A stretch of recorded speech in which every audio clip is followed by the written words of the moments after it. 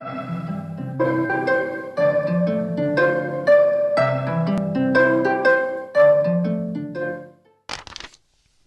cursed the monkey and waddled back into the bushes to hide. "I'm getting hungrier and hungrier," he said. "I shall have to eat at least 4 children now before I am full up." The enormous crocodile crept around the edge of the town, taking great care not to be seen. He came to a place where they were getting ready to have a fair. There were slides and swings and dodgem cars and people selling popcorn and candy floss. There was also a big roundabout. The roundabout had marvellous wooden creatures for the children to ride on. There were white horses and lions and tigers and mermaids with fishes' tails and fearsome dragons with red tongues sticking out of their mouths. "Now for clever trick number 3, said the enormous crocodile, licking his lips. When no one was looking, he crept up onto the roundabout and put himself between a wooden lion and a fearsome dragon. He sat up a bit on his back legs and he kept very still. He looked exactly like a wooden crocodile on the roundabout. Soon, all sorts of children came flocking into the fair. Several of them ran towards the roundabout. They were very excited. "I'm going to ride on a dragon!" cried one. "I'm going on a lovely white horse!" cried another. "I'm going on a lion!" cried a third one. And one little girl, whose name was Jill, said, "I'm going to ride on that funny old wooden crocodile." The enormous crocodile kept very still, but he could see the little girl coming towards him. "Yummy, yummy, yum. Yummy, yum, yum," he thought. "I'll gulp her up easily in one gollop." Suddenly there was a swish and a swoosh, and something came swishing and swooshing out of the sky. It was the Roly-Poly Bird. He flew round and round the roundabout, singing, "Look out, Jill! Look out! Look out! Don't ride on that crocodile!" Jill stopped and looked up. "That's not a wooden crocodile," sang the Roly-Poly Bird. "It's a real one. It's the enormous crocodile from the river, and it wants to eat you up."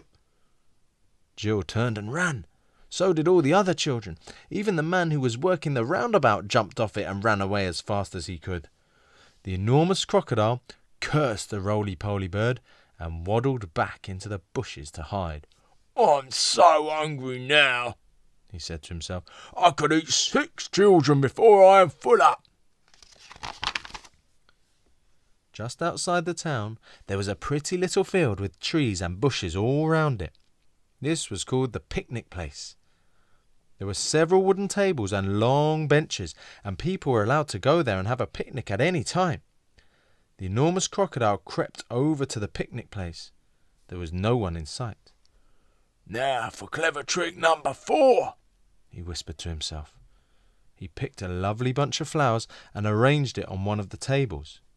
From the same table, he took away one of the benches and hid it in the bushes. Then he put himself in the place where the bench had been. By tucking his head under his chest and by twisting his tail out of sight, he made himself look very much like a long wooden bench with 4 legs. Soon, 2 boys and 2 girls came along carrying baskets of food. They were all from one family, and their mother had said they could go out and have a picnic together. "Which table shall we sit at?" said one. "Let's take the table with the lovely flowers on it," said another. The enormous crocodile kept as quiet as a mouse. "I shall eat them all," he said to himself. "They will come and sit on my back, and I will swizzle my head round quickly, and after that it'll be squish, crunch, gollop." Suddenly, a big, deep voice from the jungle shouted, "Stand back, children! Stand back! Stand back!" The children stopped and stared at the place where the voice was coming from. Then, with a crashing of branches, Trunky the elephant came rushing out of the jungle. "That's not a bench you are going to sit on," he bellowed. "It's the enormous crocodile, and he wants to eat you all up." Chunky trotted over to the spot where the enormous crocodile was standing, and, quick as a flash, he wrapped his trunk around the crocodile's tail and hoisted him up into the air. "Hey, let me go!" yelled the enormous crocodile, who was now dangling upside down. "Let me go! Let me go!" "No!" Chunky said. "I will not let you go. We've all had quite enough of your clever tricks." Chunky began to swing the crocodile round and round in the air. At first he swung him slowly.